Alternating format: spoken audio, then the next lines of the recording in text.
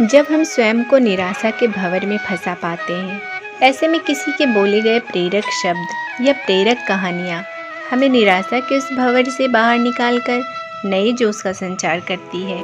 तो चलिए सुनते हैं ऐसी एक प्रेरक कहानी।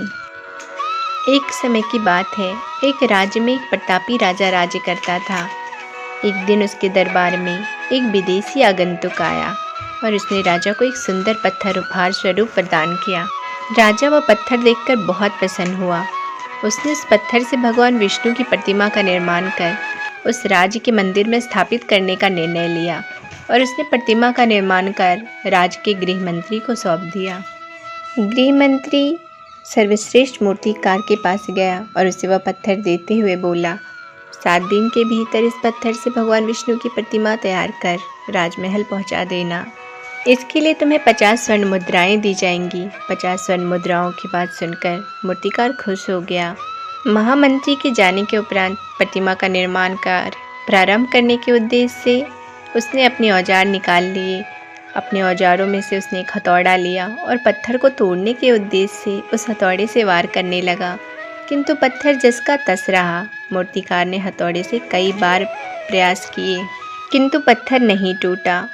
50 बार प्रयास करने के उपरांत भी जब पत्थर नहीं टूटा, तो अंतिम बार प्रयास करने के उद्देश्य से मूर्तिकार ने हथौड़ा उठाया, किंतु यह सोचकर प्रहार करने के पूर्व अपने हाथ खींच लिया कि जब 50 बार में पत्थर नहीं टूटा तो अब क्या टूटेगा।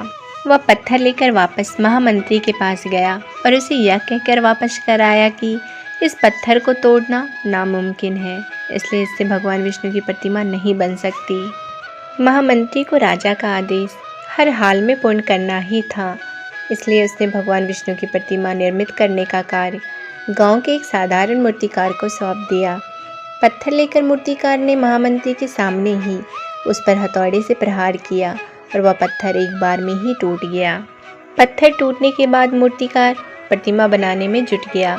इधर महामंत्री सोचने लगा कि काश पहले मूर्तिकार ने एक अंतिम प्रयास और किया होता तो सफल हो गया होता और 50 स्वर्ण मुद्राओं का हकदार बनता। दोस्तों, हम भी अपने जीवन में ऐसी परिस्थितियों से दो चार होते रहते हैं।